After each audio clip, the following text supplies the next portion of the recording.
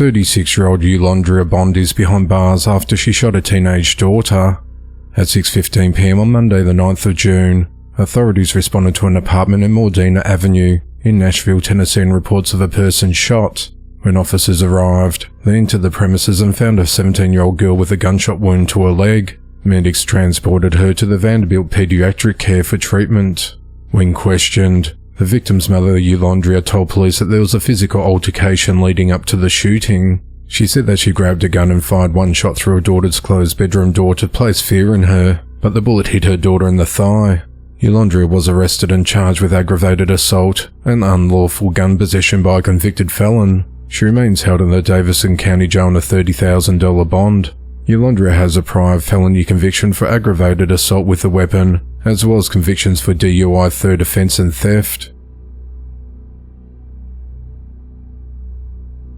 Darian Randall, a 31-year-old mother from Northeast Maryland, is accused of killing her 3-year-old daughter Nola Dinkins. She allegedly falsely reported the child was abducted and enlisted the help of a 44-year-old live-in boyfriend, Cedric Britton, to dispose of the girl's body in a vacant lot. During the late hours of Tuesday the 10th of June, Darian called police in Newcastle, Delaware, to report an armed kidnapping of her daughter Nola that happened early that night in Newark, Delaware, which prompted authorities to issue an Amber Alert. She said that around 7:15 p.m. that night, she was driving along the 500 block of Gender Road, and she pulled over to the side of the road because her daughter was upset, and she was trying to comfort her. She said that a man then approached her and held her at gunpoint before abducting her daughter. She described the person as a white man who was about 40 years old and bald with peach fuzz on his head. He was wearing a black hoodie, grey basketball shorts and had a handgun. She also claimed that the man was in a vehicle driven by a blonde white woman. Officials released a description of the man as well as the vehicle he was in, a dark-coloured SUV, likely a Ford or Chevy, with rust or dirt on the exterior. Newcastle police asked Maryland State Police to go to Darian's last known address as part of standard procedure in missing children investigations to ensure the child was not mistakenly left at home and to corroborate Darian's report. Maryland State Police said troopers went to the house of Darian's boyfriend, 44-year-old Cedric Britton, at 352 Elk Nest Drive in Northeast Maryland. Police said that troopers met with Cedric, who said that the child was not home and that she left with her mother Darian.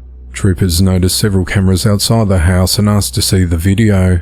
The video showed only Darian leaving the house and that the child was never observed on camera. Cedric agreed when troopers asked to search the house for Nola. Once inside, troopers did not find her but observed an odour of cleaning products, specifically bleach. Cedric also agreed for authorities to search his vehicle, inside which troopers found a child's blanket with reddish-brown smear consistent with blood. Cedric said the blanket did not belong to him and that he retrieved it from a stranger last summer while in the park. The following morning, the Amber Alert was cancelled after authorities in Delaware investigating the kidnapping report interviewed Darian. Authorities said she made a number of false and misleading statements. After some time, she admitted to lying about the kidnapping and that she falsely reported it to divert attention from her boyfriend. In recalling the chain of events, Darian told police that she struck the child 15 to 20 times with a belt at their home during daylight hours of Monday the 9th of June. Following the beating, Nola fell to the ground and stopped moving. Darian said she picked her up and realised she wasn't breathing. She told police she called for her boyfriend Cedric, who attempted CPR but realised the child was dead. Darian said that she and Cedric placed Nola's body in her car and drove around, but ended up back home. She said that she then put Nola's body in a blue suitcase and placed it on the basement stairs overnight. She later asked Cedric to take it somewhere. Darian told police that Cedric took the suitcase and later sent her a picture of a park. When police later interviewed Cedric at his home, he provided them of a map where the child's body was disposed. At 1:45 p.m. on Wednesday the 11th of June, investigators went to an area in June Drive in Northeast Maryland, where remains were found in a suitcase. The human remains inside were described by police as those of an emaciated child, were found wrapped in plastic wrap. Cedric's house backs up to the vacant lot where he is accused of dumping the girl's body. At the time of the child's murder, Nola's biological father had been embroiled in a child custody battle with Darian. The father, who lives in Indiana, had tried to stop his toddler daughter leaving the state earlier this year.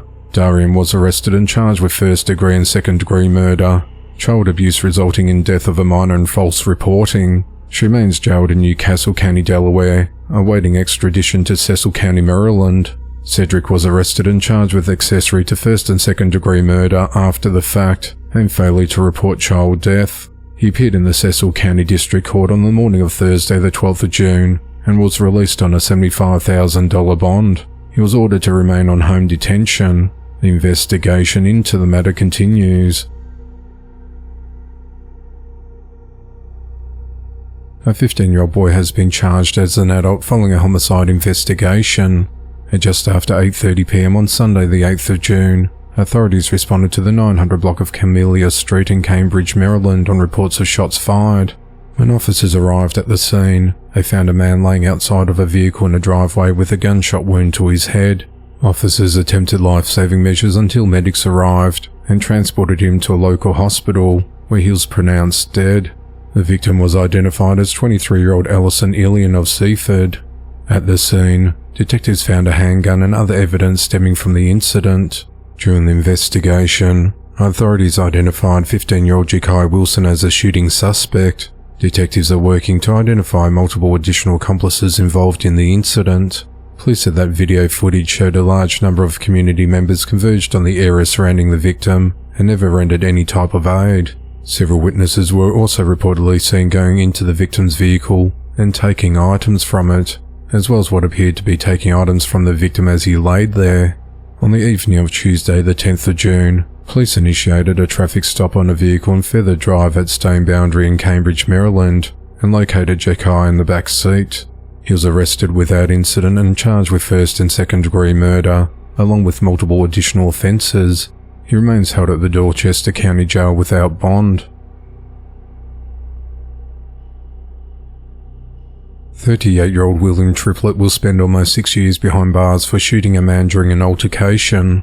On the afternoon of Thursday the 12th of June, William appeared in the Jackson County Court in Oregon and was sentenced to 70 months in prison after he pleaded no contest to first-degree assault, unlawful use of a weapon and felon in possession of a firearm. William has also been sentenced to 3 years of post-prison supervision.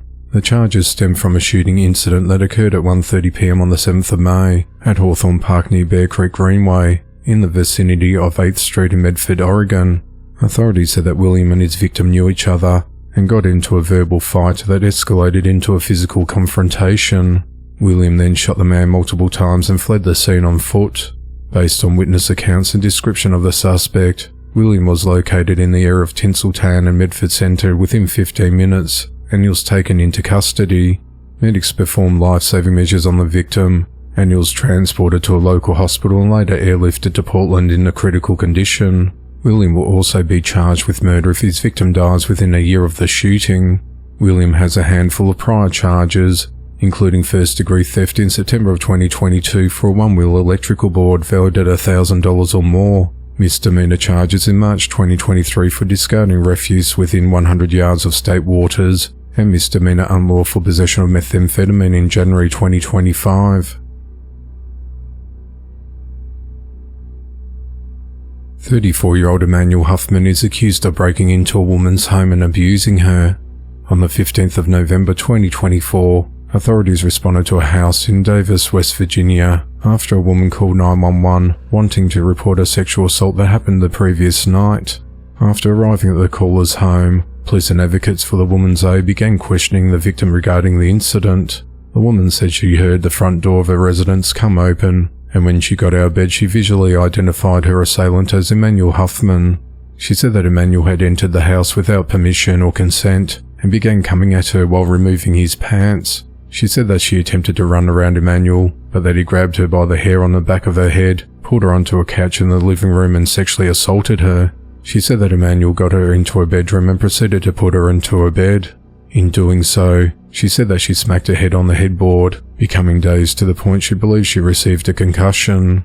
She told police that Emmanuel continued to assault her, and that the incident and its entirety lasted for approximately 30 to 45 minutes. During the assault, the victim told police that Emmanuel kept saying he was Jesus Christ, and that he was going to save her soul. She said she asked Emmanuel to stop and not hurt her multiple times, and that he left the residence after the assault was over.